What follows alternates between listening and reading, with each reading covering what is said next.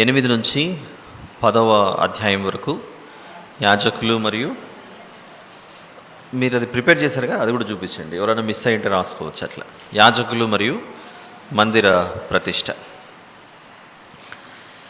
11 నుంచి 15వ అధ్యాయం వరకు దైనందిన జీవితంలో పరిశుద్ధత. 16, 17 అధ్యాయాలు లోక పాప ప్రక్షాళన మరియు లోకరక్షణ. 18 నుంచి 20 వరకు వ్యక్తిగత జీవితంలో పరిశుద్ధత, హోలీనెస్ ఇన్ ఇండివిజువల్ లైఫ్. 21 నుంచి 23 వరకు పరిశుద్ధ యాజకులు, పరిశుద్ధ పండుగలు. ఇప్పుడు చివరి భాగంలోనికి వచ్చాను. 24వ అధ్యాయం నుండి 27వ అధ్యాయం వరకు హోలీనెస్ ఇన్ హోలీ ల్యాండ్, పరిశుద్ధ దేశంలో, వాగ్దాన దేశంలో పరిశుద్ధత. ఇది బాగుంటుంది. ఇంగ్లీష్లో అయితే రైమింగ్ కరెక్ట్ సెట్ అయింది, తెలుగులో సెట్ అవ్వలేదు కనుక వాగ్దాన దేశంలో పరిశుద్ధత. చివరిది 24 నుంచి 27వ అధ్యాయం వరకు వాగ్దాన దేశంలో పరిశుద్ధత. ఒకవేళ ఇంగ్లీష్లో రాసుకునే వాళ్ళైతే holiness in holy land or holiness in promised land. ఇది కూడా correct, holiness in promised land. Okay, holy land అని రాసుకోవడం కంటే ప్రామిస్డ్ ల్యాండ్ అని రాసుకోవడం బెటర్. ఒకవేళ నేను హోలీ ల్యాండ్ అని చెప్తే అదేమవుతుందంటే భూమి మీద ఇజ్రాయెల్ దేశం అనేది ఒక పరిశుద్ధ దేశం అనే అభిప్రాయం రావచ్చు. కాబట్టి ఒకవేళ రాసుకొని ఉంటే దాన్ని ఎరేజ్ చేసేసి హోలీనెస్ ఇన్ ప్రామిస్డ్ ల్యాండ్ అని రాసుకోండి, బాగుంటుంది. Holiness in promised land, that will be the right statement. వాగ్దాన దేశంలో పరిశుద్ధత. 24 నుంచి 27వ అధ్యాయం వరకు వచ్చేసరికి మనకు వివరించబడుతున్న భాగమే దేశంలో పరిశుద్ధత. అంటే దశల వారీగా వ్యక్తిగత జీవితంలో పరిశుద్ధత అనే దాంతో ప్రారంభించుకొని individual holiness in individual life, అది ఎన్నో పార్ట్ మనం చెప్పుకున్నాము. వ్యక్తిగత జీవితంలో పరిశుద్ధత ఎన్నో అధ్యాయం నుండి ఎన్నో అధ్యాయం వరకు 18, 19 and 20. అలా ప్రతి ఒక్కరికి ఉన్నటువంటి బాధ్యతలు.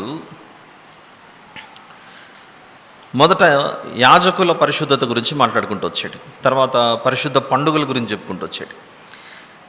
అంటే లేవియాకాండంలో వ్యక్తిగత జీవితం మాత్రమే కాదు పరిశుద్ధత, సమిష్టిగా దేశం అంతటి మీద ఒక బాధ్యత ఉంది. మనం చక్కగా ఆలోచించగలిగితే 4వ అధ్యాయం ఎవరికైనా గుర్తుంటే అందులో మనకు లేవియాకాండం 4వ అధ్యాయం ఒకవేళ మనం గుర్తు తెచ్చుకుంటే అందులో భాగాలు కనపడతాయి. యాజకుడు తప్పు చేస్తే పరిస్థితి ఏంటి, దేశంలో ఒక అధికారి పాపం చేస్తే పరిస్థితి ఏంటి, ఎవరైనా సరే సామాన్యులైనా సామంతులైనా ఒక వ్యక్తి తప్పు చేస్తే పరిస్థితి ఏమిటి, దేశమంతా తప్పు చేస్తే పరిస్థితి ఏమిటి అనేది మనకు 4వ అధ్యాయంలో కనపడుతుంది. దాన్ని మనం ధ్యానించాం కూడా. పాప పరిహారార్థ బలి, సిన్ ఆఫరింగ్, పాప పరిహారార్థ బలి గురించి 4వ అధ్యాయంలో చూశాం. గుర్తుంది కదా అందరికీ, మర్చిపోయారా? అదొక ఇంట్రొడక్షన్లా కనబడుతుంటే, ఒక పరిచయ అధ్యాయంలా కనబడుతుంటే, ఈ పుస్తకం అలా ముందుకు వెళ్ళే కొద్దీ 24 నుంచి 27వ అధ్యాయం వరకు వచ్చేసరికి దేశంలో పరిశుద్ధత అంటున్నాడు. మీరు చూడండి, లేవియాకాండం 4లో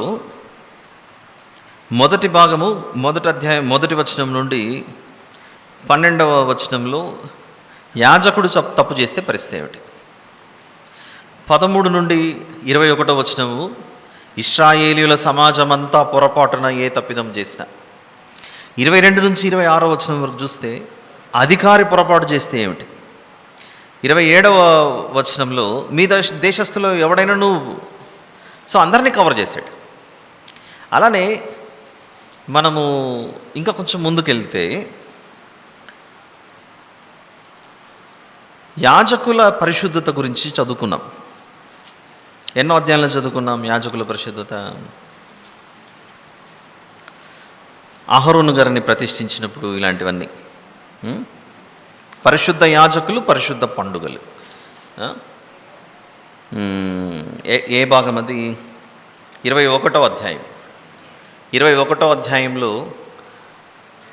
యాజకులు, అహరోను గారి కుమారులు ఎలా ఉండాలి, అహరోను గారు ఎలా జీవించాలి, ప్రధాన యాజకులు. So what is it? ఈ క్రమం ఎలా కనబడుతుంది అని ఆలోచిస్తే, ఒక పుస్తకాన్ని మనం తెరిస్తే ఇండెక్స్ కనబడుతుంది, విషయ సూచిక, పరిచయం.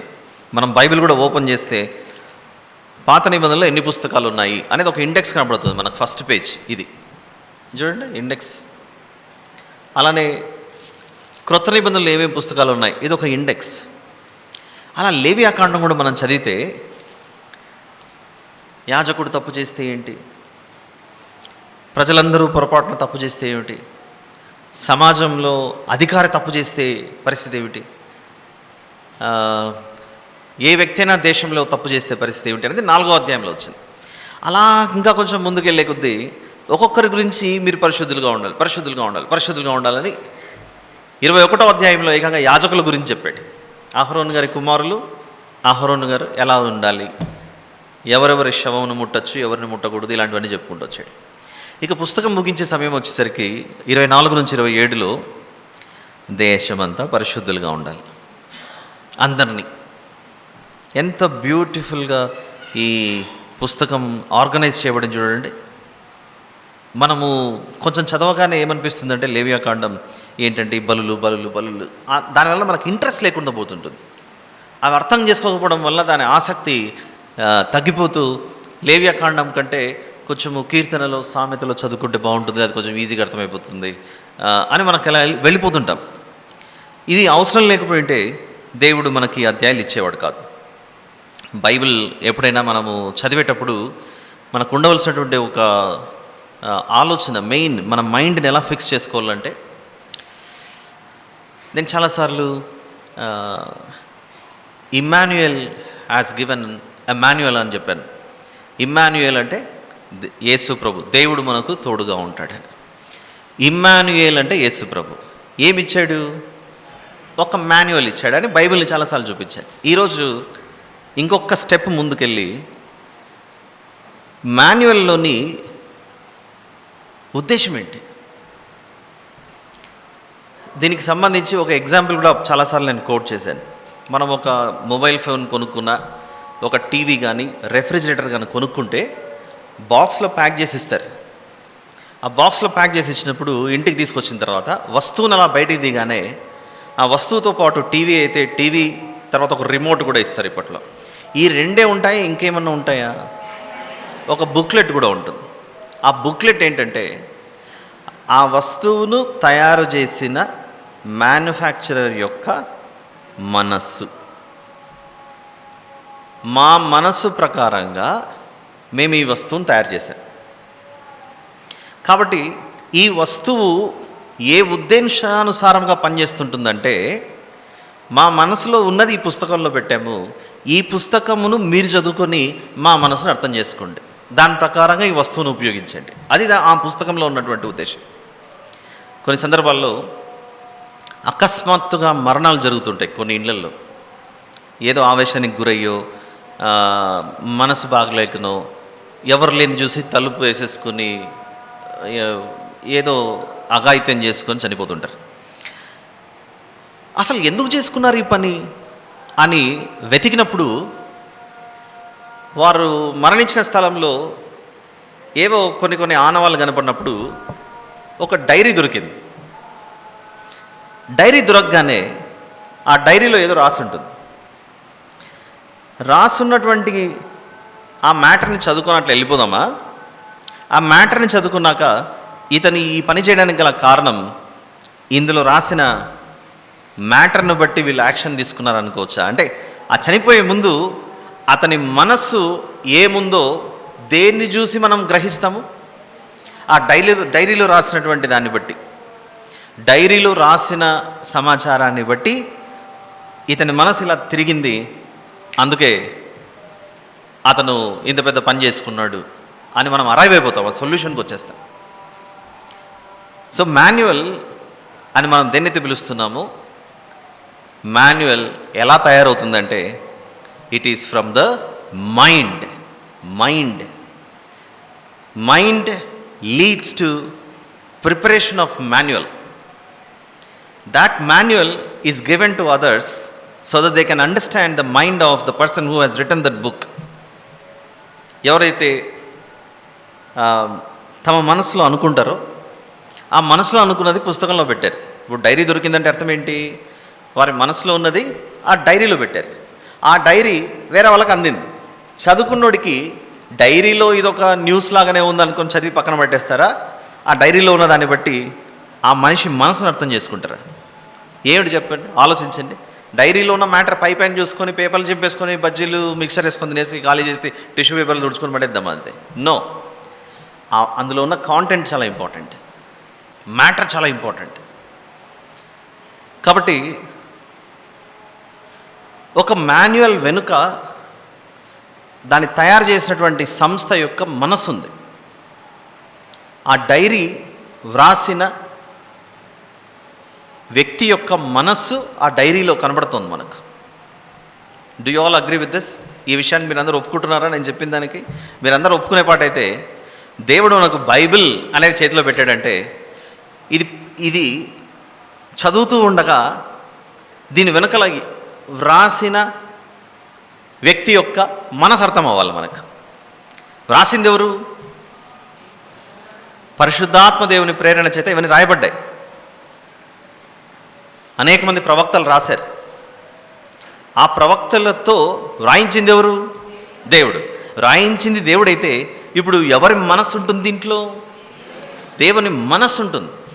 కాబట్టి చదివే ప్రతి వచనంలో ఎవరి మనస్సును మనము ధ్యానించుచు అర్థం చేసుకోవాలి. ప్రతి వచనంలో దేవుని మనస్సు ఉంటుంది.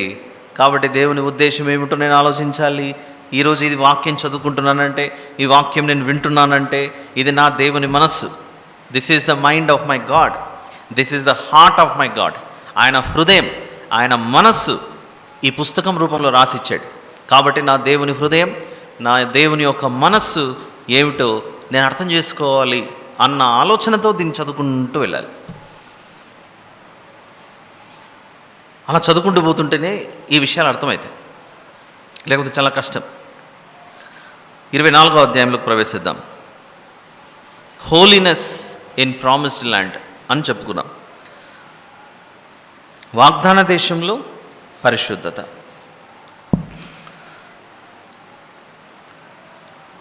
ఇప్పుడు వాగ్దాన దేశంలో పరిశుద్ధత అని చెప్పాను అని అంటే, వీళ్ళు ఎంటర్ అయిపోయారేమో,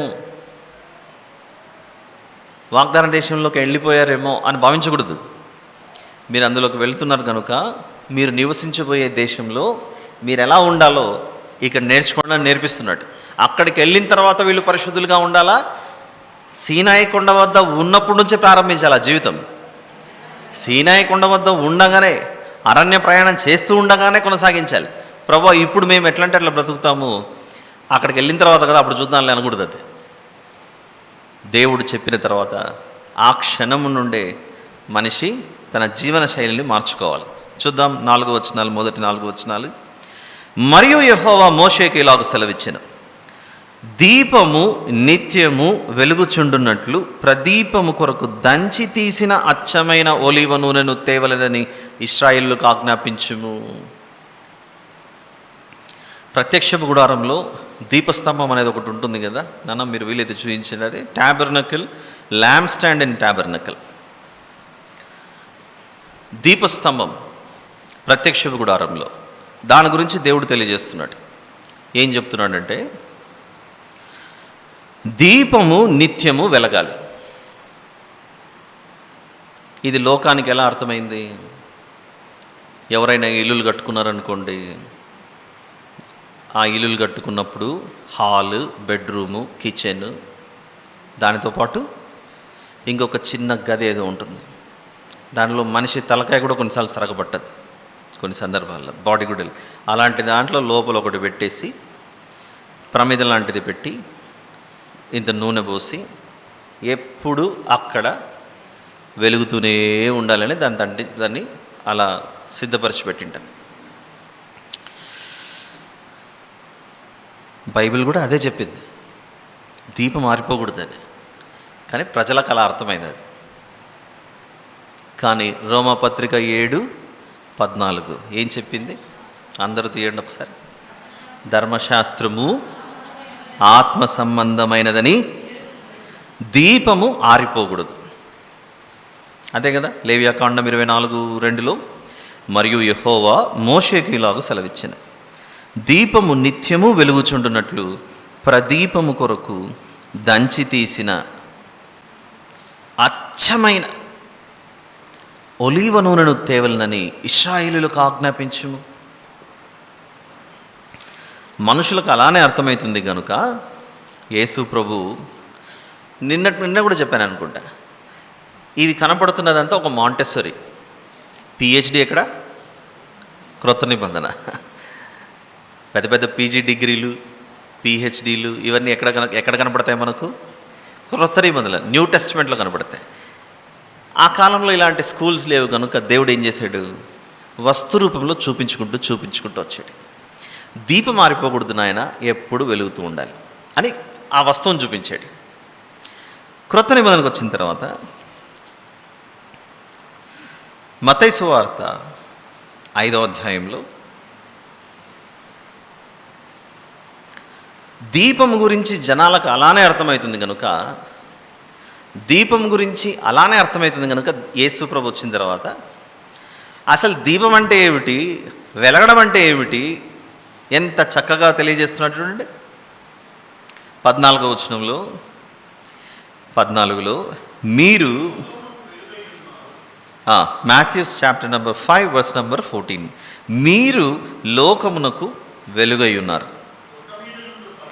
కొండ మీద నుండి పట్టణము మరుగై ఉండనేరదు.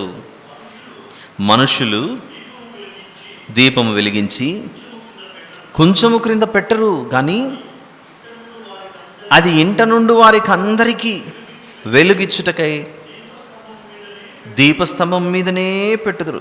మీరే వెలుగు అంటున్నాడు. మీరే వెలుగైనప్పుడు మీరేమవ్వకూడదు? ఆరిపోకూడదు. మీ ఆత్మను ఆర్పకుడి అని ఉంటుంది వాక్యం. మనమే వెలుగు, మనమే దీపమైతే మనల్ని ఆపకూడదు అంటున్నాడు చూడండి. మనము వెలగాలి అనంటే ఎవరో వెలిగించాలి. బర్త్డే అప్పుడు కేక్ మీద క్యాండిల్ పెడితే అదంతా కదే వెలగదు. ఓ క్యాండిలా, నేనుతో మాట్లాడుతున్నాను, నువ్వు వెలగాలి అని అంటే అది వెలగదు అట్లా. అప్పుడు ఆ క్యాండిల్ అంటుంది, నన్ను నువ్వు వెలిగించు, నేను వెలుగుతానని. మరి వెలిగించేది ఎవరు? యోహాను సువార్త 8:12. యోహాను సువార్త 8:12.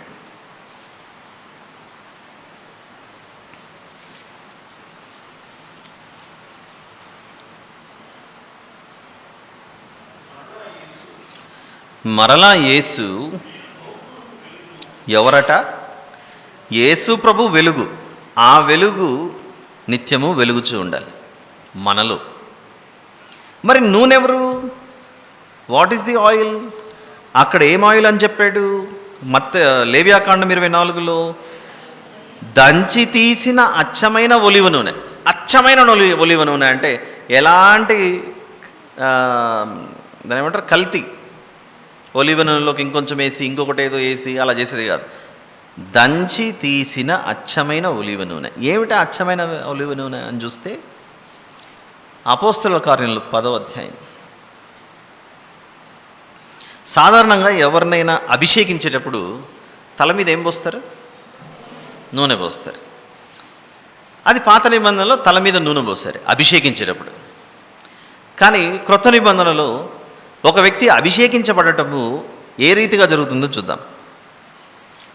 అపోస్తల కార్యములు 10:38 అదేదనగా దేవుడు నజరేయుడైన యేసును, అంటే యేసు ప్రభు మనిషిగా భూమి మీద ఉన్నాడు కనుక, ఆయన మనుష్య కుమారుడు కనుక ఆ విధంగా రాయబడుతుంది, పరిశుద్ధాత్మతోనూ శక్తితోనూ అభిషేకించెననున్నదియే. అంటే దంచి తీసిన అచ్చమైన నూనె దేనిని పోలుస్తూ మనం చూడాలి? ఇప్పుడు నూనె, oil, it is symbolic for the holy spirit. పరిశుద్ధాత్మకు ఒక సూచనగా మనము రొట్టెను చూసి ప్రభు శరీరం అని, ద్రాక్షరసమును చూసి ప్రభు రక్తమని ఎలాగైతే భావిస్తున్నామో, నూనె అనేది చూడగానే అభిషేకించబడే నూనె, లేకపోతే దీపమును వెలిగించే నూనె, ఆ నూనె ఆయిల్ లాగా పాత నిబంధనలు కనబడితే ఒక వ్యక్తిని అభిషేకించేది దేవుడు దేనితో అభిషేకిస్తున్నాడట? పరిశుద్ధాత్మతో. అసలు ఈ పరిశుద్ధాత్మ మనకు ఎప్పుడు రావడం జరుగుతుంది? అపోస్తలుల కార్యములు 2వ అధ్యాయం. మనం ఎప్పుడు అభిషేకించబడతాము? ఏ వ్యక్తి అయినా కూడా ప్రభువునందు స్త్రీ అని భేదం లేదు, పురుషుడని భేదం లేదు, యూదుడని భేదం లేదు, గ్రీసు దేశస్థుడని భేదం లేదు. ఒక వ్యక్తి ఎప్పుడు పరిశుద్ధాత్మతో అభిషేకింపబడతాడో ఒకసారి చూద్దాం. అపోస్తలుల కార్యములు 2వ అధ్యాయం నేను చదువుతున్నాను, మీరు చూడండి. 37-38 వచనాలు. వారు ఈ మాట విని హృదయంలో నొచ్చుకుని, సహోదరులారా, మేమేమి చేతుమని పేతురును కడమ అపోస్తలులను అడగగా, పేతురు, మీరు మారుమనస్సు పొంది, ఫస్ట్ స్టెప్ మారుమనస్సు పొంది, నంబర్ 2 పాపక్షమాపణ నిమిత్తము ప్రతి వాడు యేసుక్రీస్తు నామమున బాప్తిసం పొందురి. ఎప్పుడైతే అలా బాప్తిసం తీసుకుంటారో అప్పుడు మీరు, ఎప్పుడు బాప్తిసం తీసుకున్నప్పుడు మీరు పరిశుద్ధాత్మ అనువరము పొందుదురు. అంటే అర్థం ఏమిటి? బాప్తిసం తీసుకున్నప్పుడు పరలోక సంబంధమైన అభిషేకం మీకు జరుగుతుంది. ఏమిటది? పరిశుద్ధాత్మ దేవుడు మీలోని ప్రవేశించడం. అందుకే ఒకసారి మనం మత్తయి సువార్తలోకి వెళ్ళి యేసు ప్రభు బాప్తిసం తీసుకున్నప్పుడు వెంటనే జరిగిన సందర్భం ఏంటో చూద్దాం ఒకసారి. మత్తయి సువార్త 3వ అధ్యాయం 16వ వచనం. మత్తయి సువార్త 3:16. Gospel of Matthews chapter number 3 verse number 16. యేసు బాప్తిసం పొందిన వెంటనే నీళ్ళల్లో నుండి ఒడ్డునకు వచ్చెను, ఇదిగో ఆకాశం తెరవబడెను, దేవుని ఆత్మ పావురం వలె దిగి తన మీదికి వచ్చుట చూచెను. అలా పరిశుద్ధాత్మ, దేవుని ఆత్మ, అభిషేకం బాప్తిసం తీసుకున్న తర్వాత అలా ఒకరి మీదికి రావడం జరుగుతుంది. ఆత్మ కదా, ఈ మట్టి నేత్రాలతో మనం చూడలేం. అందుచేత ఏ మనిషి కూడా నిత్యము వెలుగుచుండాలంటే ఒక దీపంలో నూనె పరిశుద్ధాత్మ దేవుణ్ణి సూచిస్తుంటే అది వెలుగుచూ ఉండటము యేసు ప్రభువును సూచిస్తుంది. ఇందాక ఏం చూసాం? నేను లోకమునకు వెలుగై ఉన్నానని చూపిస్తున్నాడు. అయితే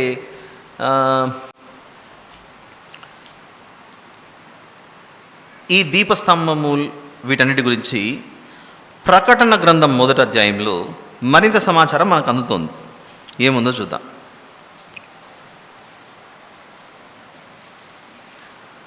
యోహాను గారు రాసిన ప్రకటన గ్రంథం 1వ అధ్యాయం, book of revolution chapter number 1 verse number 19 and 20. కాగా నీవు చూచిన వాటిని, ఉన్న వాటిని, వీటి వెంట కలుగబో వాటిని, అనగా నా కుడి చేతిలో నీవు చూచిన 7 నక్షత్రములను గూర్చిన మర్మమును, ఆ 7 సువర్ణ దీప స్తంభముల సంగతియు వ్రాయుము. ఆ 7 నక్షత్రములు 7 సంఘములకు దూతలు, ఆ 7 దీపస్తంభములు 7 సంఘములు. అంటే ఏం చెప్తున్నాడు? సంఘము దీపస్తంభం. మీరు చూడండి ఆ వచనంలో, ఆ 7 దీపస్తంభములు 7 సంఘములు.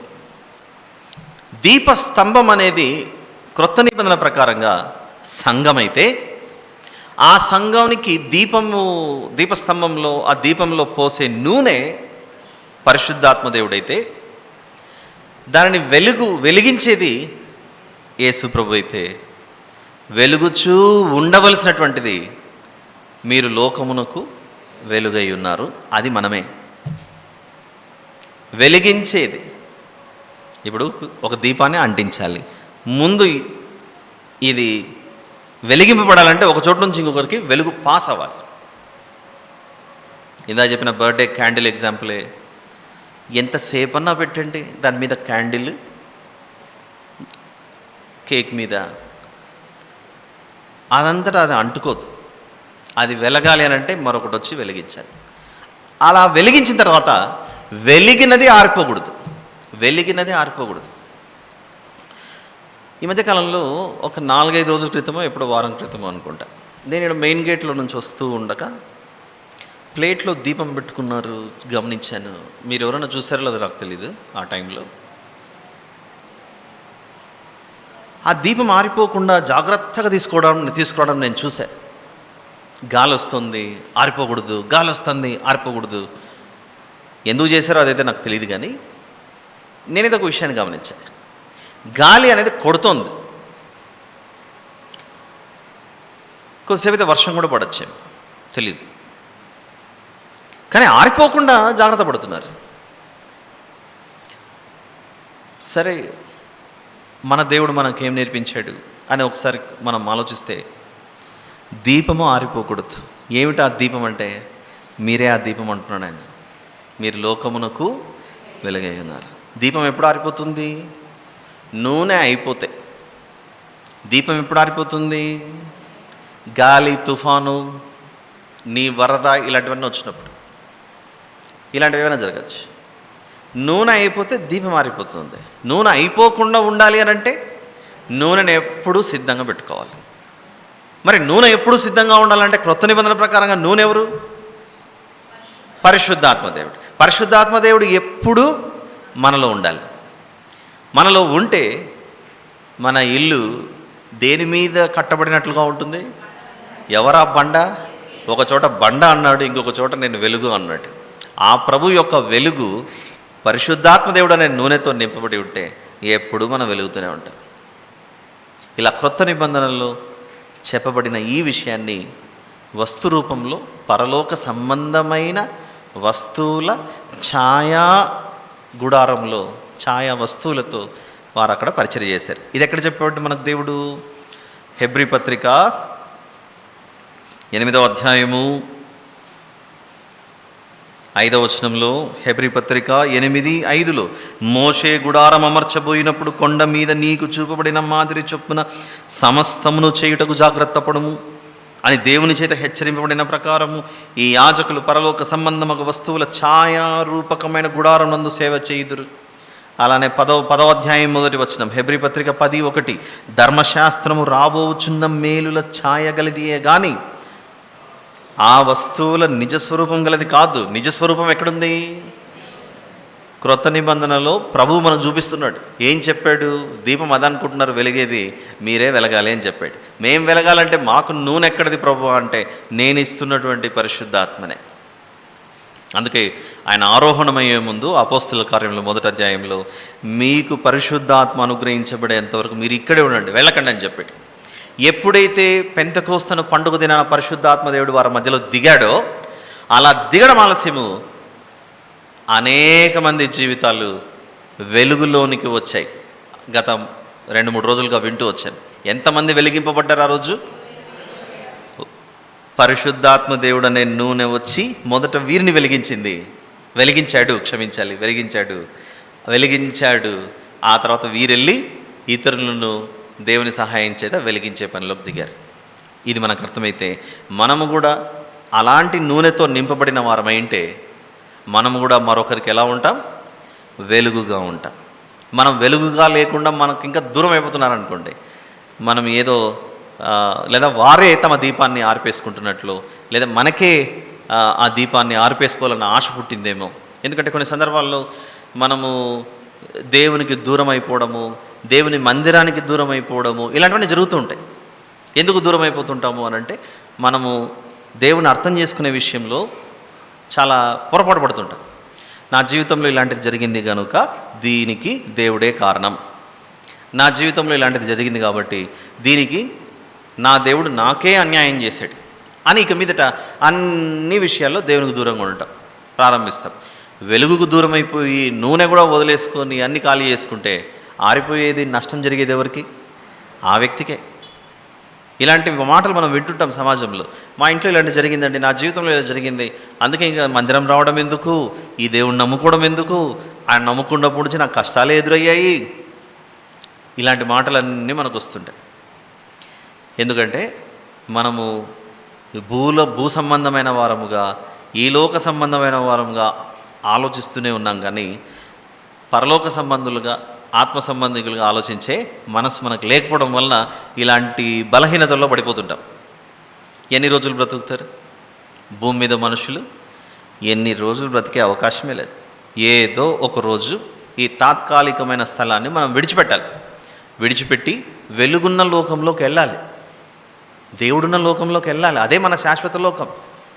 అక్కడ ఆ లోకాన్ని మర్చిపోయి ఇక్కడే మనం అలిగి కూర్చుంటే ఎలా? అందుకే అంటున్నాడు, నీ దీపం ఆర్పేసుకోవద్దు. నీ దీపాన్ని నువ్వు బ్రతికుండగానే ఆర్పివేసుకుంటే, దీపం ఆరిపోయిందనుకోండి ఏం జరుగుతుంది? చీకటి ఉంటుంది. అందుకే దేవుడు ఇంకొక స్టైల్లో చెప్పాడు ఈ విషయాన్ని, నీవు జీవించుచున్నావన్న పేరు మాత్రం ఉన్నది కానీ నా దృష్టిలో నీవు మృతుడవే అని అక్కడ అన్నాడు ప్రకటన గ్రంథంలో. ఇక్కడేమో దీపం ఆర్పేసుకోవద్దని సింపుల్గా చెప్పాడు. పుస్తకం ముగించే ముందు ప్రకటన గ్రంథంలో ఇదిగో జీవించున్నావన్న పేరుంది కానీ నువ్వు దీపస్తంభంలాగా కనబడుతున్నావు కానీ నీలో వెలుగు లేదన్నట్లుంది పరిస్థితి. అక్కడ దీపస్తంభం అంటే సంఘం అని చెప్పాడు అక్కడ ప్రకటన గ్రంథంలో. దాన్ని వెలుగుచున్నటువంటిది ద్రవ పదార్థం, నూనె, పరిశుద్ధాత్మ దేవుడు. వెలగాల్సినటువంటిది మనల్ని వెలిగించేది ఎవరు? యేసు ప్రభు అనే వెలుగు. ఎంత చక్కగా ఉంది చూడండి. ప్రత్యక్షపు గుడారంలో దీపస్తంభం. పాత నిబంధనలో ప్రత్యక్షపు గుడారం, క్రొత్త నిబంధనలో యేసు ప్రభు గుడారంగా వచ్చాడని వింటూ వచ్చాను. కొరింథీ మొదటి పత్రిక 3:16 చదివితే మీరే దేవుని ఆలయం అన్నట్టు. యేసు ప్రభు వెలుగుచూ ఉన్నప్పుడు ఆయన ద్వారా వెలిగింపబడిన మనం కూడా ఈ గుడారంలో ఎప్పుడూ దీపస్తంభం ఏమై ఉండాలి? వెలుగుతూనే ఉండాలి. ఈ విషయం అర్థం కాకుండా మేము ఇల్లు కట్టుకున్నాం, అందులో దీపాన్ని వెలిగిస్తాం అని దానికి లిమిట్ చేస్తున్నాం. దేవుడు అలా కోరలేదు. నీవే దీపం అన్నాడు, నువ్వే వెలగాలి అని చెప్పాడు. ఆల్ రైట్, ఆలోచించండి. కొన్ని సందర్భాల్లో మనం ప్రభువుని నమ్మింటాం, యేసు ప్రభువుని నమ్ముకొని వచ్చినా కూడా ఇలాంటి అలవాట్లు, ఆచారాలు మనం ఇంకా పాటిస్తూ ఉండవచ్చు. మనమే వాస్తవాన్ని తెలియపరచలేదనుకోండి, ప్రజలకు అసలు దీపం అంటే ఏంటి, అది ఎందుకు వెలగాలి అనే విషయం ప్రజలకు ఎలా అందుతుంది? ఈ విషయాలు అర్థం చేసుకోవాలి. 24వ అధ్యాయం లేవియాకాండ. ఇదంతా వివరణ విన్న తర్వాత ఇప్పుడు 2వ వచనం చదువుదాం. దీపము నిత్యము వెలుగుచుండునట్లు ప్రదీపము కొరకు దంచి తీసిన అచ్చమైన ఒలీవ నూనెను తేవలనని ఇశ్రాయేలీయులకు ఆజ్ఞాపించు. దానిలో ఎలాంటి కల్మషం ఉండకూడదు, ఇంకా దాన్ని మిక్స్ చేయకూడదు దేంతో కూడా. 3వ వచనం. ప్రత్యక్షపు గుడారములో శాసనముల అడ్డతెరకు వెలుపల అహరోను సాయంకాలం మొదలుకొని ఉదయం వరకు అది వెలుగునట్లుగా యెహోవా సన్నిధిని దాన్ని చక్కపరచవలెను. ఇది మీ తరతరములకు నిత్యమైన కట్టడ. నైట్స్లో ఇంకా మీరు చూడండి, ఆ 3వ వచనం ఇంకో విషయం తెలియజేస్తుంది మనకు.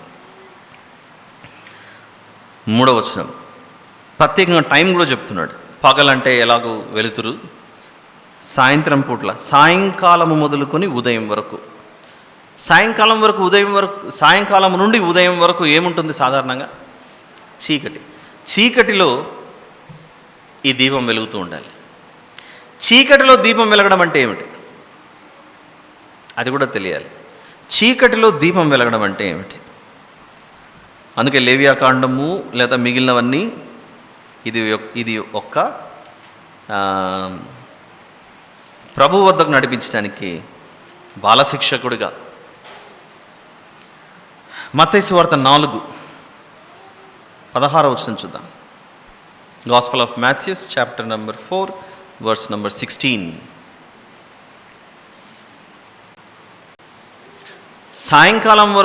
సాయంకాలం నుండి ఉదయం వరకు ఈ దీపం వెలుగుతూ ఉండాలి. దీపం మారిపోకూడదు. అది ఇంకొక అడిషనల్ ఇన్ఫర్మేషన్ తెలియజేస్తుంది మనకు. ఏం ప్రభు అని అంటే, నజరేతు విడిచి జెబూలును నఫ్తాలియను దేశముల ప్రాంతములలో సముద్ర తీరమందలి కపెర్నహూమునకు వచ్చి కాపురముండెను. జెబూలును దేశమును నఫ్తాలి దేశమును యోర్దానుకు ఆవలనున్న సముద్ర తీరమున అన్యజనులు నివసించు గలిలయయు. ఎక్కడ కూర్చున్నారట ఈ ప్రజలు? చీకటిలో కూర్చుండి ఉన్న ప్రజలను గొప్ప వెలుగు చూచిరి. అంటే వారు నివసించిన ప్రాంతాల్లో సూర్యోదయం కలగలేదనా దాని భావం? అంతవరకు వారు జీవించిన, అంటే జెబూలును దేశం, నఫ్తాలి దేశం, యోర్దాను కావాలనున్న సముద్ర తీరమున అన్ని జనులు, ఆ ప్రాంతాల్లో ఉదయం నుంచి సాయంత్రం వరకు ఎప్పుడు సూర్యుడు లేడనా?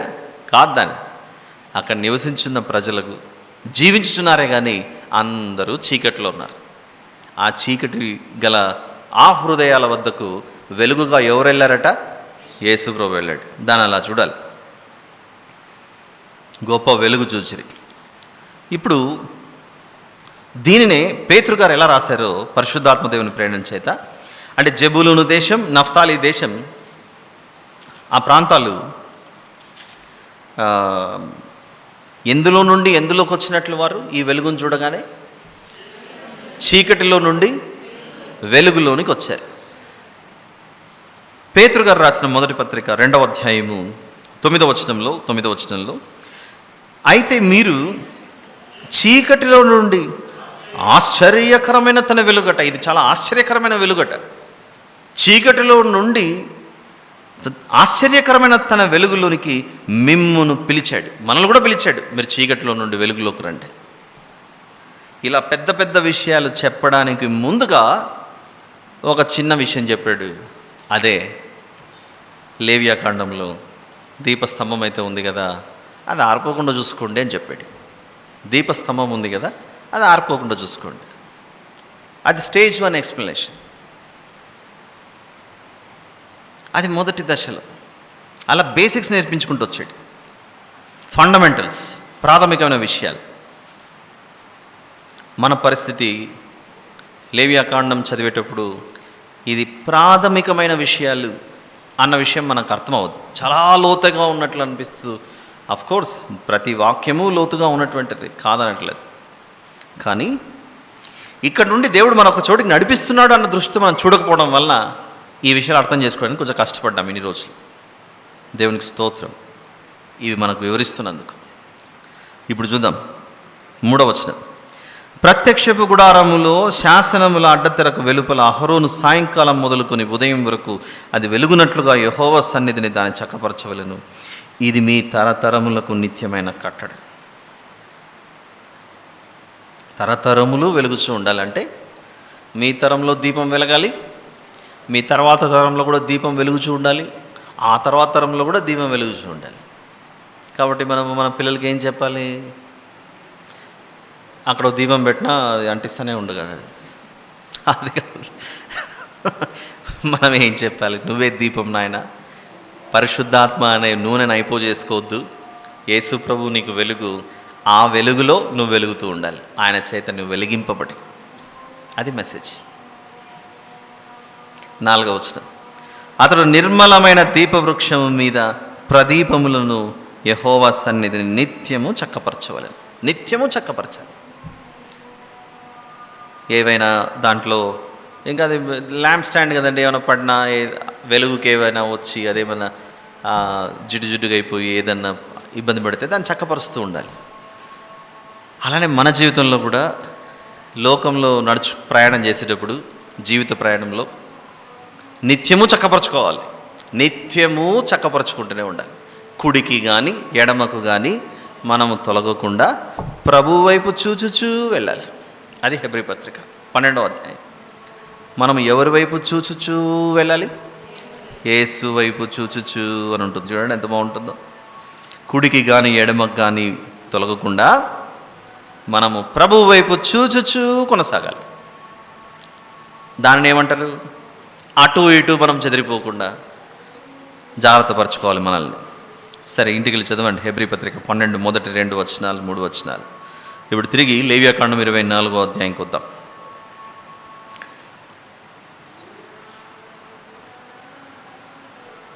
ఐదు నుండి 9 వచనాలు. ఇక్కడ మళ్ళీ మనకు గోధుమల పిండి వస్తుంది. నీవు గోధుమల పిండిని తీసుకుని దానితో 12 భక్ష్యములను వండవలను. భక్ష్యములు దేని కొరకు? ఇంట్లో భక్ష్యాలు చేశారనుకోండి, దేని కొరకు? సింపుల్ ఆన్సరే. దేనికి? తినడానికే కదండి భక్ష్యాలు చేసుకునేది. మరి అదే ఉంది అక్కడ. అయితే కౌంట్ చెప్పాడు. నిన్న మొన్నటి వరకు మనం చూసిన 23వ అధ్యాయంలో 2 రొట్టెలు చెప్పాడు. ఆ 2 రొట్టెలు ఎలాంటి గుణం ఉండాలని చెప్పాడు? పులిసిన రొట్టెలు. దాని వివరణ ఏంటో వినుకుంటూ వచ్చేసరికి మనమే ఆ పులిసిన రొట్టెలని తెలుసుకున్నాం. ఆ నిజంలో ఒక పులిసిన రొట్టె, ఇశ్రాయేలీయులు కూడా ఒక పులిసిన రొట్టె. వీళ్ళందరూ పులిని రొట్టెని యేసు ప్రభు వద్దకు రావాలి అనే మెసేజ్ విన్నాం. అలానే ఈసారి గోధుమల పిండితో 12 భక్ష్యాలు చేయాలన్నాడు. ఏమిటి 12 భక్ష్యములు? నీవు గోధుమల పిండిని తీసుకుని దానితో 12 భక్ష్యములను వండవలను. ఒక్కొక్క భక్ష్యమున సేరు పిండి ఉండవలను. అక్కడ సేరు ఏమిటో పరిస్థితి పెద్దదే. ఇది చాలా. ఒక సేరుతో పెద్ద భక్ష్యం చేయడం అంటే, చిన్నప్పుడు నేనైతే సేరు చూసాను, అది ఇంత ఉంటుంది అది వాస్తవానికి. అది మరి వాళ్ళ కొలత ఏమిటో ఏంటో మనకు తెలియదు ప్రస్తుతానికైతే. But size is going to be a big one మొత్తానికైతే. బేక్డ్ బ్రెడ్ అయి ఉండొచ్చేమో ఇది చూస్తే. 12 భక్ష్యములను వండవలను. ఒక్కొక్క భక్ష్యమున సేరు పిండి ఉండవలను. యెహోవా సన్నిధిని నిర్మలమైన బల్ల మీద. రొట్టెలు పెట్టే బల్ల ఉంది కదా ప్రత్యక్ష గుడారంలో, సన్నిధి రొట్టెలు అది ఉంది చూసారా? యెహోవా సన్నిధిని నిర్మలమైన బల్ల మీద ఆరేసి భక్ష్యములు గల 2 దొంతులుగా వాటిని ఉంచవలెను. 2 దొంతులు అని అంటే 12, 6 ఒకదాని మీద ఒకటి. 1 2 3 4 5 6 పెట్టాలి. ఇంకోటి 1 2 3 4 5 6 అలా 2 రోస్లు 6 ఒకదాని మీద ఒకటి అలా పెట్టాలి. 2 దొంతులుగా వాటిని ఉంచవలను. దొంతులు అంటే ఇట్లా నిలబడ్డం ఒకదాని మీద ఒకటి. ఒక్కొక్క దొంతు మీద స్వచ్ఛమైన సాంబ్రాన్ని ఉంచవలను. అది యెహోవా ఎదుట మీ ఆహారమునకు జ్ఞాపకార్థమైన హోమముగా ఉండును. ఎవరి ఆహారం కొరకు? 12 భక్ష్యాలు చేసి పెట్టండి, అది మీకు ఆహారం అంటున్నాడు.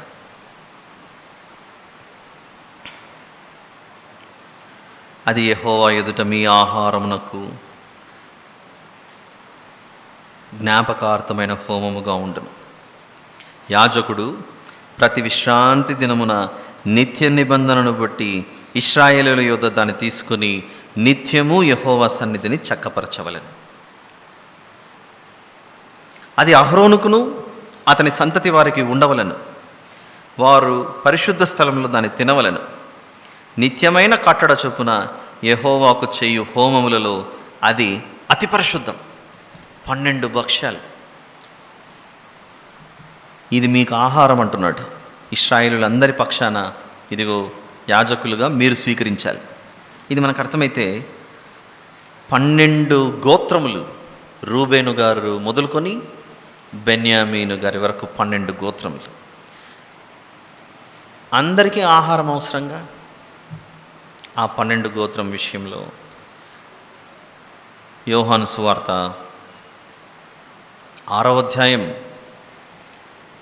మందిరములో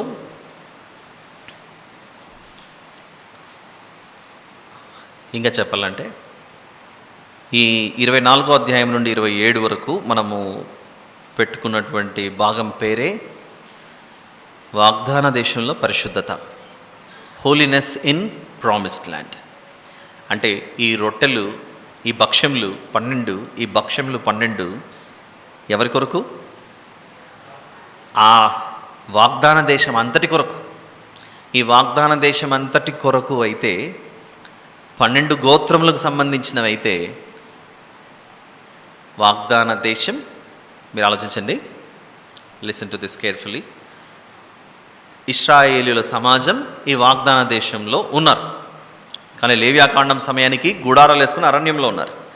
ఆ అరణ్యంలో గుడారాల మధ్య ప్రత్యక్షపు గుడారం, ఆ ప్రత్యక్షపు గుడారంలో ఈ రొట్టెలు అంటే ఈ భక్ష్యాలు 12. ఇప్పుడు let's come to new testament. యేసు ప్రభు యోహాను సువార్తలో 6వ అధ్యాయంలో 35వ వచనంలో 35వ వచనం 35th verse, అందుకు యేసు వారితో ఇట్లా, నేను జీవాహారము నేనే. చాలు sister. Who is the living bread? నేనే అంటున్నాడు. ఈ జీవాహారము శరీరం అనే గుడారంలో నివసిస్తూ ఆయన శరీరధారిగా మన మధ్యలో ఉండి నేనే జీవాహారం అని చెప్పాడు. నేనే జీవాహారం అని చెప్పిండేది కేవలం యూదా గోత్రానికి మాత్రమే వర్తిస్తుందా? రూబేను గోత్రానికి వర్తించదా? బెన్యామీను గోత్రానికి వర్తించదా? ఈ నేనే జీవాహారం అని చెప్పిండేది ఇశ్రాయేలు అందరితో చెప్పాడా? ఒకరితో చెప్పాడా? ఇశ్రాయేలు అందరితో చెప్పాడు, ఆ తర్వాత మనతో కూడా చెప్పాడు. జీవాహారము నేనే. గుడారములో రొట్టెలు, అదే భక్ష్యాలు, అక్కడ లేవ్యాకాండం. గుడారములో భక్ష్యములు 12. క్రొత్త నిబంధనలో శరీరం అనే గుడారంలో ఆయనే చెబుతున్నాడు, జీవాహారం నేనే, నన్ను తినుడి అని చెప్పాడు. ఆ విషయం జనాలకు అర్థం అవ్వలేదు. ప్రజలకు అర్థం అవ్వకుండా ఈ అధ్యాయం 66వ వచనంలో, ఈ అధ్యాయం 66లో అప్పటి నుండే ఆయన శిష్యులలో అనేకులు వెనుక తీసి మరి ఎన్నడూ ఆయనను వెంబడింపలేదు. అంటే ఆహారాలు 2 రకాల. జీవింపజేసే ఆహారాలు, తిన్న తర్వాత మళ్ళీ మళ్ళీ మనకు ఆకలయ్యేటువంటి గుణమున్న ఆహారాలు, శరీరానికి స్వీకరించే ఆహార పదార్థాలు.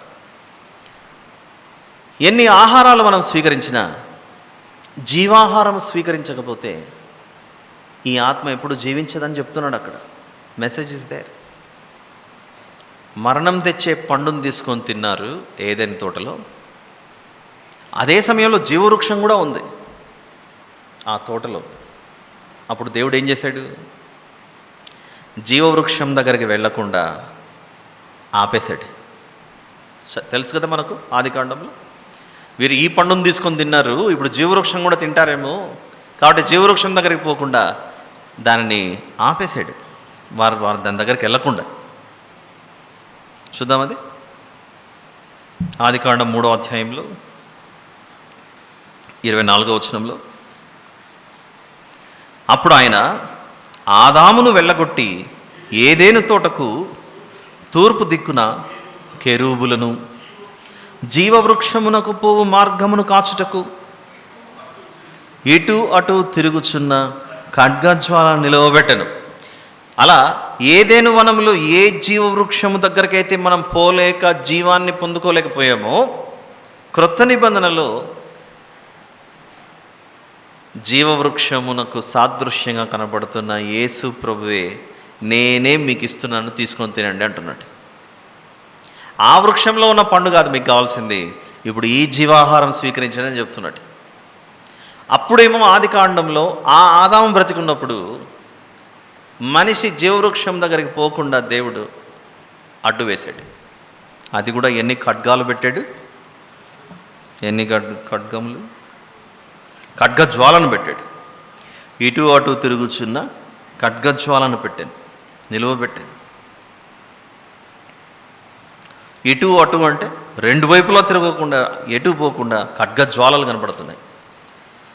అయితే న్యూ టెస్టిమెంట్లో మనకు హెబ్రీలకు రాసిన పత్రిక, జీవవృక్షమునకు వెళ్ళుటకు మార్గము మూసివేయబడితే ఖడ్గజ్వాలలు అడ్డొచ్చి యేసు ప్రభువు వద్దకు వచ్చుటకు మనకు ఏమిచ్చాడు? 4వ అధ్యాయం 12వ వచనం, హెబ్రీ పత్రిక 4:12. ఎందుకనగా దేవుని వాక్యము సజీవమై బలము గలదై రెండంచులు గల ఎటువంటి ఖడ్గము కంటెను అని వాక్యమును దేంతో పోలుస్తున్నాడు? రెండంచులు గల ఎటువంటి ఆ వాక్యం మన దగ్గరికి వచ్చి మనల్ని ఇప్పుడు దేని వద్దకు నడిపిస్తుంది? యేసు ప్రభు అనే జీవాహారం వద్దకు మనల్ని నడిపిస్తుంది. మనం ప్రభు యొక్క శరీరానికి సాదృశ్యంగా రొట్టెలో చేయి వేసేటప్పుడు ఎలా రాగలిగామో ఆ సన్నిధి రొట్టెల వద్దకు మనము. అందరూ ఉన్నా కొందరే ప్రభు యొక్క శరీరం వద్దకు చేరుకోగలుగుతున్నారు. ఎలా రాగలిగారు అనంటే వాక్యమును విని వారి హృదయములలో హృదయ సంబంధమైన ఛేదన జరిగి దేవుడు అసహించుకున్న వాటిని పక్కన పెట్టి దేవుడు కోరుకున్న స్థితిలో మనం మారవడం వలన ఆ జీవాహారాన్ని చేరుకోగలుగుతున్నాం. దేవుడు ఇచ్చిన లేదా తెరిచిన ద్వారం వద్దకు రాకుండా ఉన్న వారి పరిస్థితి ఇంకా జీవాహారమును చేరుకోలేకపోతున్నారు. అప్పుడు మూయబడింది మొదటి ఆదాము ఉన్నప్పుడు. కడపటి ఆదాము రాగానే జీవాహారం వద్దకు చేరగలుగుతున్నాం మనం. మొదటి ఆదాము మనల్ని ఎక్కడ నడిపించలేకపోయాడు? జీవవృక్షము జీవాహారం దగ్గర నడిపించలేకపోయాడు. కడపటి ఆదాము మనల్ని ఎక్కడికి నడిపిస్తున్నాడు? ఎవరు మొదటి ఆదాం, కడపటి ఆదాం అంటే? కొరింథీ మొదటి పత్రిక 15వ అధ్యాయం, కొరింథీ మొదటి పత్రిక 15వ అధ్యాయంలో 45వ వచనంలో 45th వర్స్, ఆదామును మొదటి మనుష్యుడు జీవించు ప్రాణి ఆయనని వ్రాయబడి ఉన్నది, కడపటి ఆదాము జీవింపచేయు ఆత్మ ఆయను. మొదటి ఆదాము వలన మనం జీవవృక్షం దగ్గరికి వెళ్ళలేకపోయాం. మీరు ఆలోచించాలి బాగా జాగ్రత్తగా, అందరం ఆలోచించాలి. ఒకవేళ పండు తినకుండా ఉండింటే మనిషి ఎక్కడికి వెళ్ళేవాడు? జీవవృక్షం అనే ఆ చెట్టు దగ్గరికి వెళ్ళగలిగేవాడు. నిజమా కదా చెప్పండి? కానీ వారు ఆ రోజు ఆ స్థితిలోకి జారిపోవటం వలన మనం ఎందులోనికి వెళ్ళలేకపోయాము. ఎక్కడి వరకు చేరుకోలేకపోయామంటే జీవవృక్షము జీవాహారం అన్న చోటికి చేరుకోలేకపోయాం. మొదటి ఆదాము మనకు జీవాహారం ఇవ్వలేకపోయాడు. కడపటి ఆదాము మనకు నేనే జీవాహారము మీ మధ్యలోనికి వచ్చానని చెప్తున్నాడు ఆయన.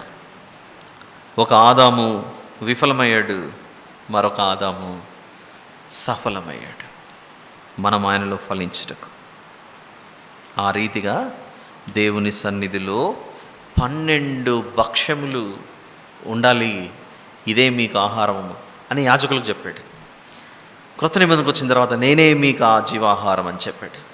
ఆ జీవాహారమును మనం గమనిస్తే అపోస్తలులు ఎంతమంది?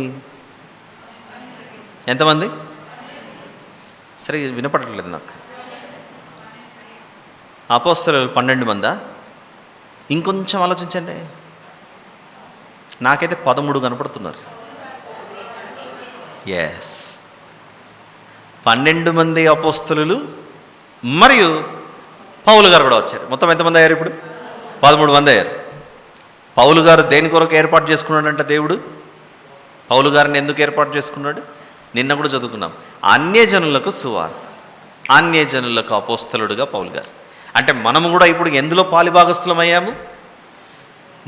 ప్రభువు యొక్క జీవాహారంలో మనకు కూడా అవకాశం లభించింది. మనకు కూడా అవకాశం. 23వ అధ్యాయంలో పులిసిన రొట్టె అని చెప్పాడు. 24కి వచ్చిన తర్వాత ఇదిగో నేను జీవాహారం నన్ను తీసుకోండి అంటున్నాడు. అలా పులియని స్థితిలోనికి మనల్ని మారుస్తున్నాడు. ఎంత బాగుంది వాక్యం ఆలోచిస్తూ పోతుంటే. Are you able to understand which I'm trying to share? All right, ఇప్పుడు తిరిగి 24వ అధ్యాయానికి వద్దాం. ఇక్కడ ఒక పెద్ద సమస్య వచ్చి పడింది. 10వ వచనాన్ని చదువుకునే ముందు నిర్గమకాండము 20వ అధ్యాయానికి వెళ్ళాలి. నిర్గమకాండం 20 వాక్యము సజీవము గలదై అనేది ఇలాంటివి ఉంటాయంటే ఇట్లాంటివి. 7వ వచనం నిర్గమకాండం 20 వర్స్ నంబర్ 7, చాప్టర్ నంబర్ 20. నీ దేవుడైన యెహోవా నామమును వ్యర్థముగా ఉచ్చరింపకూడదు. యెహోవా తన నామమును వ్యర్థముగా ఉచ్చరింపు వానిని నిర్దోషిగా ఎంచడు. అది ఎవరైనా సరే, స్థానికులైనా అనగా ఇశ్రాయేలీయుల జనాంగమైనా సరే, ఇశ్రాయేలీయులు కాని వారైనా సరే, సగం ఇశ్రాయేలీయులు సగం మరొక అలా వేరువేరుగా జన్మించిన వారైనా సరే ఎవరిని విడిచిపెట్టాడు దేవుడు అనేది మనకి ఇక్కడ అందుతోంది.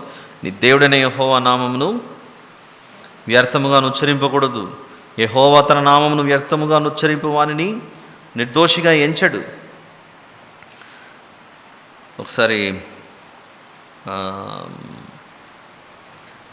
నిర్గమకాండం 12:38 వచనం చూద్దాం. నిర్గమకాండం 12:38. అనేకులైన అన్యజనుల సమూహమును, గొర్రెలు, ఎద్దులు మొదలైన పశువుల గొప్ప మందయును వారితో కూడా బయలుదేరాను. ఐగుప్తులో నుండి బయలుదేరినప్పుడు ఇశ్రాయేలీలు బయలుదేరారు, అన్యజనుల సమూహం కూడా బయలుదేరింది. అంటే వీరి మధ్యలో ఎవరున్నారు? ఇప్పుడు అన్యజనులు ఉన్నారు. మిశ్రిత జనాంగం కూడా ఒకటి ఉంటుంది, చూద్దాం అది కూడా. సంఖ్యాకాండము 11వ అధ్యాయం. సంఖ్యాకాండం 11 4వ వచనం చూద్దాం. వారి మధ్యనున్న మిశ్రిత జనము మాంసాపేక్ష అధికముగా కనుపరచగా ఇశ్రాయేలీయులను మరలా ఏడ్చి. మిశ్రిత జనము అంటే ఏమై ఉండొచ్చు? తల్లి ఇశ్రాయేలీయులైతే తండ్రి మరొక జనమై ఉండొచ్చు. మిశ్రిత జనం మిక్స్ అయిపోయింది అక్కడ. అలాంటి పరిస్థితిలో ఇప్పుడు లేవియాకాండం 24:10 వచనం నుండి చూద్దాం. మిశ్రిత జనాంగం కూడా ఒకటి ఉంది అని చూపించడానికి మనం సంఖ్యాకాండానికి వెళ్ళాం. ఏముందో చూద్దాం. ఇశ్రాయేలీయురాలకు ఒక స్త్రీకిని, అందరూ తీసారా? బుక్ ఆఫ్ లెవిటికస్ 24:10 వచనం నుండి ఏమేమి చదువుకొని ఇక్కడికి వచ్చాను. నీ దేవుడైన యెహోవా నామమును వ్యర్థముగా ఉచ్చరింపకూడదు. అలా చేస్తే అతను నిర్దోషిగా ఎంచబడడు. ఇక్కడ ఏం జరుగుతుందో చూద్దాం. ఇశ్రాయేలీయురాలకు ఒక స్త్రీకిని, ఐగుప్తీయుడకు ఒక పురుషునికిని పుట్టినవాడొకడు ఇశ్రాయేలీయుల మధ్యకి వచ్చెను. తండ్రేమో ఐగుప్తీయుడు, తల్లేమో ఇశ్రాయేలీయురాలు. ఆ ఇశ్రాయేలీయురాలి కుమారునికిని ఒక ఇశ్రాయేలీయునికిని పాలెంలో పోరు పడగా, ఆ ఇశ్రాయేలీయురాలి కుమారుడు యెహోవా నామమును దూషించి శపింపగా, జనులు మోషే యుద్ధకు వాని తీసుకుని వచ్చిరి. వాని తల్లి పేరు షెలోమీతు. ఆమె దాను గోత్రికుడైన దిబ్రి కుమార్తె. యెహోవా ఏమి సెలవిచ్చినో తెలుసుకొనుటకు వానిని కావలిలో ఉంచిరి. ఏం జరిగింది ఇక్కడ? ఇద్దరి మధ్య ఏదో గొడవ జరిగింది. ఒకరేమో పూర్తిగా ఇశ్రాయేలీయుడు, అంటే తల్లి ఇశ్రాయేలీయురాలే, తండ్రి కూడా ఇశ్రాయేలీయుడే. ఈ ఇద్దరికి జన్మించిన ఒక కొడుకు. మరొకరు తండ్రేమో ఐగుప్తీయుడు, తల్లేమో ఇశ్రాయేలీయురాలు. వీరిద్దరికి గొడవ జరగగానే ఆ ఐగుప్తీయునికి జన్మించిన ఈ కుమారుడు ఈ ఇశ్రాయేలీయుని ఆ తోపులాట్లోనో ఆ పోట్లాట్లోనో మధ్యలో మన దేవుణ్ణి దూషించడం ప్రారంభించాడు.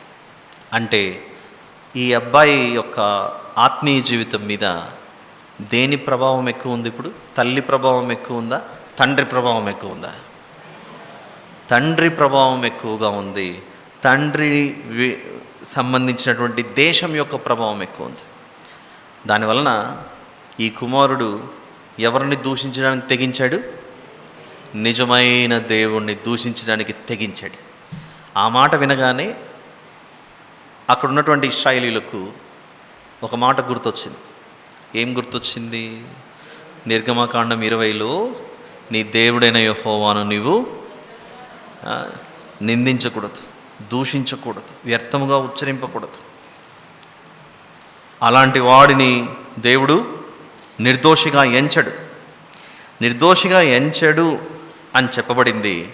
ప్రభువా, ఇతనైతే నేరం చేశాడు కదా, ఇప్పుడు ఇతను దోషి కదా, నీ నామమును దూషించాడు కదా, ఏం చేయమంటారో తెలుసుకోవడానికి వాళ్ళంతటా వాళ్ళు నిర్ణయం తీసుకోకుండా ఎవరి దగ్గర తీసుకొచ్చారు? మేము ఏ స్టేజ్లో శిక్షిస్తే, మొన్న చెప్పాను నేను, నేరం కానీ ఇలాంటిది ఏదైనా జరిగితే మనము నిర్ణయాలు తీసుకోకుండా ఎవరికి అప్పచెప్పాలి? ఆ నేరస్తుని చట్టానికి అప్పచెప్పాలి. చట్టానికి అప్పచెపితే చట్టంలో ఆ నేరానికి ఎంతవరకు ఎంత శిక్ష వేయాలో ఆ విధంగా తీర్పునిచ్చి శిక్ష వేస్తారు. ఇది మనకు అర్థమైతే నిర్దోషిగా ఎంచడం అనేది అయితే నిర్గమాకాండంలో కనపడింది. ఈ దోషం చేసినప్పుడు ఏ శిక్ష? మనం లేవియాకాండం కూడా చదివినప్పుడు ఇది చేయకూడదు, ఇది చేయకూడదు, ఇది చేయకూడదు అనేది 18వ అధ్యాయంలో చూశారు. చేస్తే ఏం జరుగుతుంది అనేది 20వ అధ్యాయంలో చూసుకుంటూ వచ్చారు. ఈ విషయాలు మనకు గుర్తుంటే దేవుని నామమును దూషిస్తే పనిష్మెంట్ ఏమిటో మాకు తెలియదు. కాబట్టి దేవుడు ఏం చెప్తాడో ఒకసారి మోషే గారిని అడుగుదామని చెప్పేసి ఆ వ్యక్తిని ఒక చోట బంధించి, నువ్వు ఈడే ఉండు, మా దేవుడు ఏం చెప్తాడో కనుక్కొని వస్తామని చెప్పారు. అప్పుడు మోషే గారు, ప్రభు ఏం చేయాలి, మిమ్మల్ని దూషించారంట, ఇంతమంది సాక్షులు ఉన్నారు, ఏం చేయమంటారని. అప్పుడు దేవుడు ఏం చెప్తున్నాడో చూద్దాం. 13వ వచనం నుండి లేదా 12వ వచనం చూద్దాం. యెహోవా ఏమి సెలవిచ్చినో తెలుసుకొనుటకు వారిని కావలిలో ఉంచిరి. అంటే వీరు చక్కగా ఏం పాటిస్తున్నారు? ఈ వ్యక్తి నేరం చేయడం మాత్రం సత్యమే, నిజమే. ఈ నేరానికి ఏం శిక్ష వేయాలి? నిర్ణయం మేము తీసుకోవాలా, దేవునికి విడిచిపెడదామా అని ఈ నేరస్తుని ఎవరి దగ్గర తీసుకొచ్చారు? జడ్జి దగ్గర తీసుకొచ్చారు. ఈ జడ్జి గారు చట్టం ఏం చెబుతుందో పరిశీలించాలి. అప్పట్లో చట్టం మీకు రాతపూర్వకంగా లేదు. ఎవరు చెప్పాలి? దేవుడే చెప్పాలి మోషే గారికి. రెఫరెన్స్ బుక్ లేదు అప్పటికి. ఇంకా మన న్యాయస్థానాల్లో ఒక శిక్షను అమలు పరిచేటప్పుడు విత్ రెఫరెన్స్ ఆఫ్ అని సో అండ్ సో సెక్షన్ తీసుకొని ఆ సెక్షన్లో ఒకప్పుడు ఇలా జరిగిందని చెప్పేసి దాని రెఫరెన్స్ తీసుకొని చెప్తారు. అప్పట్లో ఇంకా రెఫరెన్స్ బుక్కులు లేవు. అప్పుడు మోషే గారు తప్పనిసరి పరిస్థితుల్లో వెళ్ళి ఎవరిని అడగాలి? ఇప్పుడు ప్రభువా, వీరందరూ సాక్షులు, ఈ వ్యక్తి మిమ్మల్ని దూషించాడట, ఏం చేయమంటారో చెప్పండి తండ్రి అని దేవుడిని అడగాలి. అప్పుడు దేవుడు ఏం చెప్పాడో 13వ వచనం నుండి చూద్దాం. అప్పుడు యెహోవా మోషేకు ఇలాగ సెలవిచ్చెను,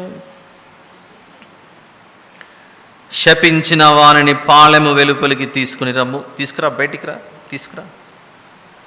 వాని శాపవచనమును వినిన వారందరూ వాని తల మీద తమ చేతులు ఉంచిన తర్వాత, ఎవరెవరైతే విన్నారో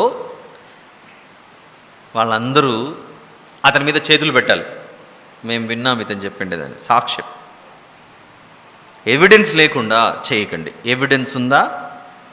సర్వ సమాజము రాళ్లతో వాని చావగొట్టవలను. మరియు నీవు ఇశ్రాయేలుతో ఇట్లనుము, తన దేవుని శపించువాడు తన పాప శిక్షను భరింపవలెను. యెహోవా నామమును దూషించువాడు మరణ శిక్ష నొందవలెను. సర్వ సమాజము రాళ్లతో అట్టి వారిని చావగొట్టవలెను.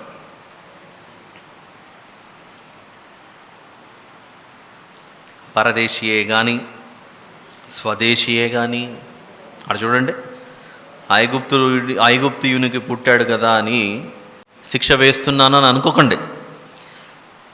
ఇశ్రాయేలు 12 గోత్రములలో ఎవరు చేసినా కూడా శిక్ష ఇదే, same. There is no difference. ఈ మాట అప్పటికీ ఉంది, ఇప్పటికీ ఉంది వాస్తవానికైతే.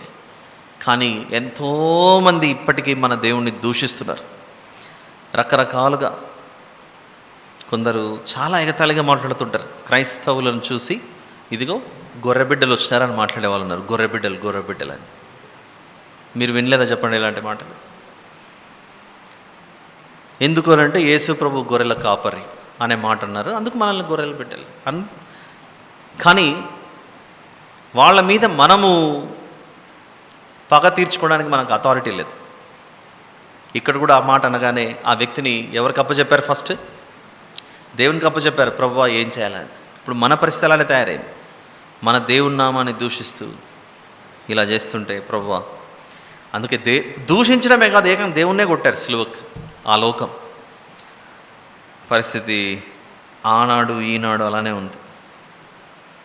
నీకు మేలు చేసిన దేవుణ్ణి మనమే, అంటే మనకు మేలు చేసిన దేవుణ్ణి మనమే దూషిస్తూ, అవమానపరుస్తూ, హేళన చేస్తూ అలా ఉంది మన ఆత్మీయ జీవితాలు. ప్రపంచ పరిస్థితి మాట్లాడుతున్నాను నేను. పరదేశీయే కానీ స్వదేశీయే కానీ, పెద్ద అక్షరాలతో రాయబడింది చూడండి లేవియాకాండంలో, ఇది తెలుగు బైబిల్లో, యెహోవా నామమును దూషించిన ఎడల వానికి మరణశిక్ష విధింపవలెను.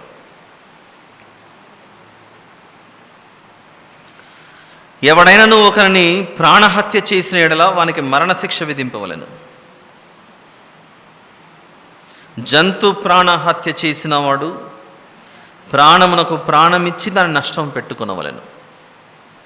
ఒకడు తన పొరుగు వానికి కలంకము కలుగు చేసిన ఎడల వాడు చేసినట్లు వానికి చేయవలెను.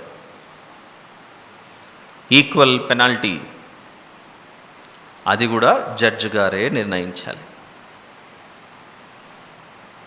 విరుగగొట్టబడిన దాని విషయంలో విరుగగొట్టబడుటయే శిక్ష. కంటికి కన్ను, పంటికి పళ్ళు చెల్లవలెను. మనల్ని ఎవరైనా ఒక దెబ్బ కొట్టారనుకోండి, నన్ను కొడతావా, నేను తిరిగిచ్చి కొడతాను. క్రొత్త నిబంధన అలా చెప్పలేదు. నీకు చెంపబడి దెబ్బ తగిలితే మరో చెంప చూపించు అన్నాడు. ఎందుకు ఆ విషయం చెప్పాల్సిన పరిస్థితి వచ్చింది? ఆ కాలంలో రోమా ప్రభుత్వం అధికారంలో ఉంది. రోమియుడు ఒకడు కొట్టాడు అనుకోండి ఇశ్రాయేలుని, ఒక చెంప కొడితే ఇంకో చెంప కొట్టమన్నాడు కదా అని ఇశ్రాయేలుడు రోమిని కొట్టాడు అనుకోండి, ఇంక ప్రాణాలతో ఉండడు. వారిని కాపాడడానికి దేవుడు అలా చెబుతూ, శిక్ష కంటే, తీర్పు కంటే కనికరమే గొప్పది అనేది క్రొత్త నిబంధనలో కనబడుతుంది. ఎప్పుడైతే కనికరమును దాటి వెళ్ళిపోతారో అప్పుడు తీర్పు వస్తుంది. ఆ తీర్పులో ఈ రూల్ అప్లై చేస్తున్నాడు దేవుడు. ఈ ప్రాణహత్య ఉంది చూసారా, ఇప్పుడు ఫర్ ఎగ్జాంపుల్ 17th వర్స్ ఉండదండి, అది 17వ వచనం. ఎవడైనాను ఒకరిని ప్రాణహత్య చేసిన ఎడల వానికి మరణశిక్ష విధింపవాలని. దారిలో అప్పుడప్పుడు యాక్సిడెంట్లు అవుతాయి. గుద్దినవాడు క్షేమంగానే ఉంటాడు, అక్కడ గాయపరిచిన ప్రాణం పోయి ఉంటుంది. నువ్వు యాక్సిడెంట్ చేసి అతన్ని చంపావు కనుక నువ్వు కూడా రోడ్లో నిలబడు, మా కారుతో నేను గుద్దేస్తావు, ఇప్పుడు నువ్వు చనిపోనది. అలాంటి ప్రాణహత్య గురించి మాట్లాడుతున్నది కాదు ఇది. ఉద్దేశపూర్వకంగా పగపట్టి చేసిన ప్రాణహత్య గురించి మాట్లాడుతున్నాడు. పొరపాటున జరిగితే దానికి వేరే ద్వారం ఒకటి పెట్టాడు దేవుడు అక్కడ. ఉద్దేశపూర్వకంగా రాబోయే అధ్యాయాల్లో చూస్తాం. అది బైబిల్లో ఇలాంటివి చదివినప్పుడు కంటికి కన్ను, పంటికి పళ్ళు చెల్లవలెను. ఒకవేళ ఒక జంతువు ప్రాణం తీస్తే ఆ జంతువు బదులుగా ఇంకో జంతువు ఇచ్చి బ్యాలెన్స్ చేయాలని చెప్తున్నాడు అక్కడ. ఇదంతా న్యాయమూర్తులు, న్యాయాధిపతులు తీసుకోవాల్సినటువంటి నిర్ణయాలు. మీరంతా మీరు తీసుకోకూడదని చెప్తున్నాడు ఇక్కడ.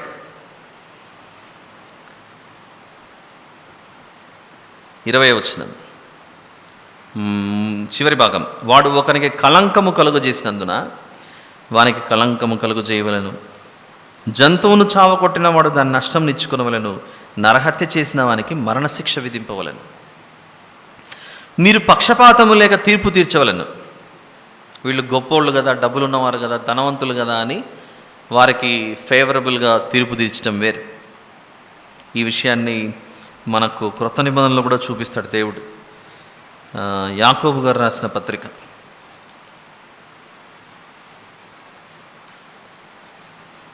2వ అధ్యాయం. యాకోబు గారు రాసిన పత్రిక 2వ అధ్యాయం మొదటి నుంచి, book of James chapter number 2 verse number 1 onwards.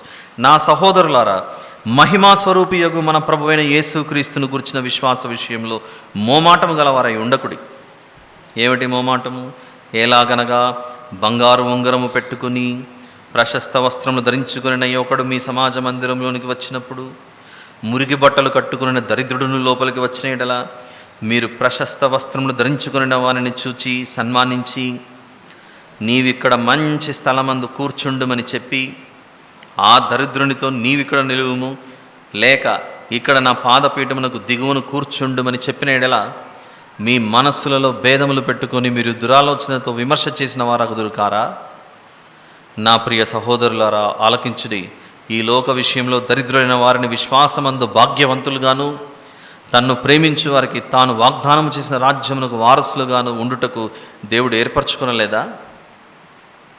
కాబట్టి అందరినీ సమానంగా చూడాలని చెప్తున్నాడు. ఈక్వాలిటీ 2000 సంవత్సరాల క్రితం యాకోబు గారు రాసిన పత్రికలో సమానత్వం గురించి ఈ విధంగా మాట్లాడుతున్నాడు. దానికంటే ముందు పాత నిబంధనలు కూడా మాట్లాడుతున్నాడు.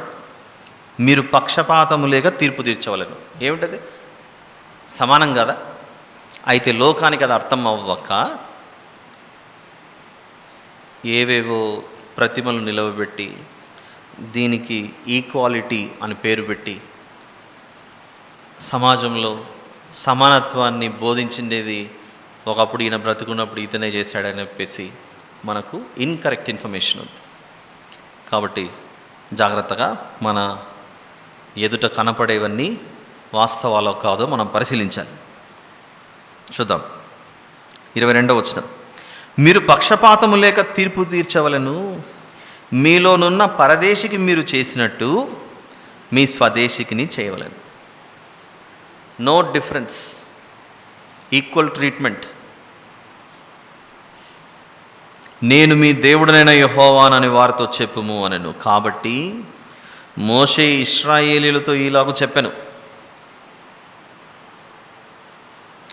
శపించిన వారిని పాలెం వెలుపలకు తీసుకొని పోయి రాళ్లతో వాని చావగొట్టవలను. అలా ఆ రోజు ఆ తల్లి తన కుమారుని కోల్పోయింది. ఇశ్రాయేలీయురాలుగా ఉన్న ఈ తల్లి ఐగుప్తీయుడకు ఈ వ్యక్తిని వివాహమాడి జన్మనిచ్చిన ఈ కుమారుణ్ణి ఈ తల్లి కోల్పోయింది. కాబట్టి విశ్వాసితోనే జీవితాన్ని ప్రారంభించుకుంటే పిల్లలు కూడా విశ్వాసులుగా ఉండే అవకాశం ఉంది. అలా కాకుండా ఒక విశ్వాసి మరొక అవిశ్వాసితో మరి జీవితాన్ని ప్రారంభిస్తే అది ప్రమాదానికే దారితీస్తుంది. అందుకే కొరింథీ పత్రికల్లో కూడా దేవుడు మనకు ఎలా ఉపదేశించాడో చూద్దాం. 2వ పత్రిక, కొరింథీ 2వ పత్రిక 6వ అధ్యాయం 14వ వచనం. కొరింథీ 2వ పత్రిక 6:14. మీరు అవిశ్వాసులతో జోడుగా ఉండకుడి. నీతికి దుర్నీతితో ఏమి సాంగత్యము, వెలుగునకు చీకటితో ఏమి పొత్తు. చాలు. కాబట్టి మన జీవితాన్ని చాలా జాగ్రత్తగా దేవుడు చెప్పినట్లు నడిపించుకోవాలి. ఇలా 24 అధ్యాయాలు మనం పూర్తి చేసుకున్నాం. ఇక 3 అధ్యాయాలు ఉన్నాయి. మనకున్నది ఎన్ని రోజులు? మిగిలిన విషయాలను రేపు చూద్దాం. ప్రార్థన చేసుకొని కార్యక్రమాన్ని ముగించుకుందాం. ప్రేమగల తండ్రి, మీకే స్తోత్రములు నాయన. మీరు నేర్పించిన వాక్యాన్ని మేము బహు జాగ్రత్తగా మా మనస్సులో భద్రపరుచుకొని వ్యక్తిగత జీవితంలోనూ, సంఘ జీవితంలోనూ, సమాజ జీవితంలోనూ పరిశుద్ధత ఉండాలని మీరు మాకు ఉపదేశించుచూ వచ్చారు. కాబట్టి ఈ విషయాలు మా మనసులో ధ్యానించుచు జీవించటకు సహాయం చేయమని, ఈ విషయాలన్నీ మీ బిడ్డలు బహు జాగ్రత్తగా ఆలోచించలాగిన కృప చూపమని, మీలో లోతుగా వీరిని నాటుమని ప్రార్థిస్తూ మా దేవుడు నిజరక్షకుడైన యేసు ప్రభువు నామములో అడిగి వేడుకొని సమర్పిస్తున్నాను తండ్రి. ఆమేన్.